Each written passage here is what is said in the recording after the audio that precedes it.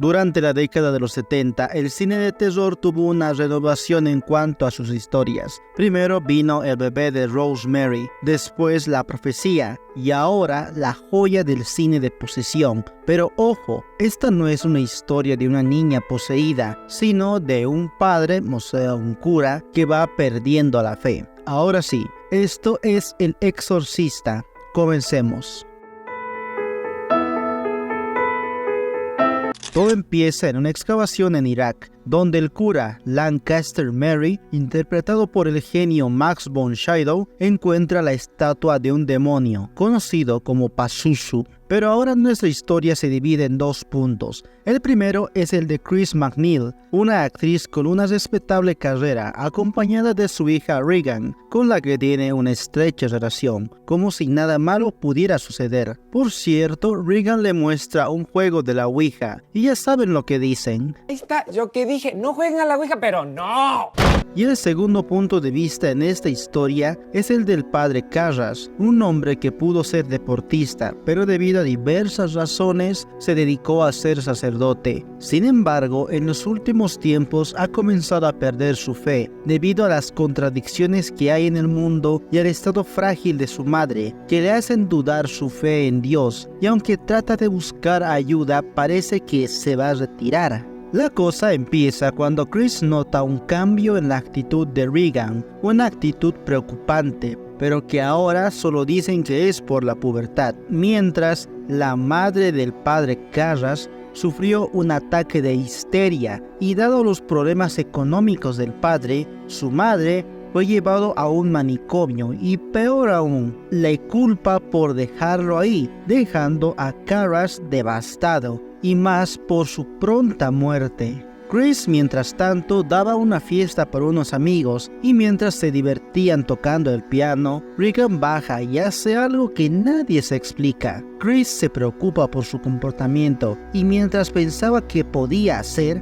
la cama de Regan empieza a agitarse sin ninguna razón. Y así la historia va avanzando. El padre Carras sufre de una depresión, culpándose a sí mismo por lo que le pasó a su madre, teniendo pesadillas y perdiendo aún más su fe, pero aún sometido a tener que dar sermones y ritos religiosos, a la vez que el comportamiento de Regan va empeorando y el doctor piensa que puede que haya problemas en su cerebro, lo que la lleva a someterse a más pruebas médicas. Pero todo es en vano porque Regan sufre de un ataque, o mejor dicho, comienza la posesión, su voz cambia y su fuerza aumenta de forma sobrehumana. Los médicos siguen creyendo que es algo científico, pero Chris, que empieza a dudar al ver que su hija...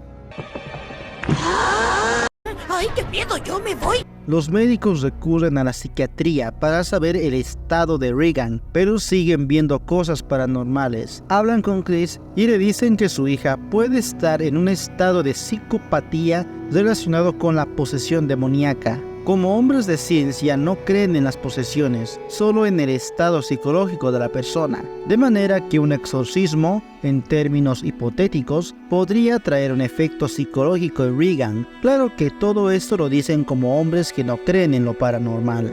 Chris no tiene este tipo de creencias, pero todo llega a un extremo cuando Regan claramente muestra que está poseída. Se hiere a sí misma con un crucifijo, mueve todas las cosas de su cuarto y da el clásico giro de cabeza de 180 grados. Y aquí es donde se une la historia del padre Carras y Regan. Su madre busca su ayuda debido a que, además de ser cura, tiene conocimientos psiquiátricos. Al principio, Carras cree, como los doctores, que es un caso de psicosis, pero cuando entró en contacto con Regan para darse cuenta de lo obvio, para saber más de su estado, graba una conversación con ella, con su nueva voz, o mejor dicho, con el bicho que tiene dentro, ya que incluso el demonio sabe quién es su madre. Cuando Carras la moja con agua bendita, el demonio habla al revés, y cuando escucha la cinta al revés, nota que dice un nombre: Mervyn. Carras pide el exorcismo y los altos mandos le envían precisamente al padre Mervyn, y tanto el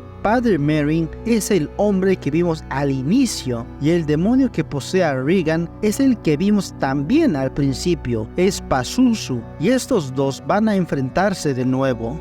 El padre Merrin llega a la casa de Chris y junto a Karas se preparan para el exorcismo. Y la clave de todo esto es que los dos tengan fe, cosa difícil tratándose de Karas. Y finalmente ocurre. El padre Karas y Merrin inician el ritual tratando de someter al demonio y rescatar a Regan. Este trata de atemorizarlos a través de sus palabras y por su fuerza. El padre Merrin resiste con su fe, pero es Karas quien va flaqueando. Pazuzu desata todo su poder y se impone ante los sacerdotes, pero logran someterlo a pesar de que sigue mostrando signos de su influencia. Logran someterlo por unos instantes y van a descansar un poco, pero ante la flaqueza de Karas, Pazuzu lo engaña con la imagen de su madre, hasta hace que escuche su voz, atormentándolo y quebrando su espíritu, sin que éste pueda seguir con el exorcismo. El padre Merrin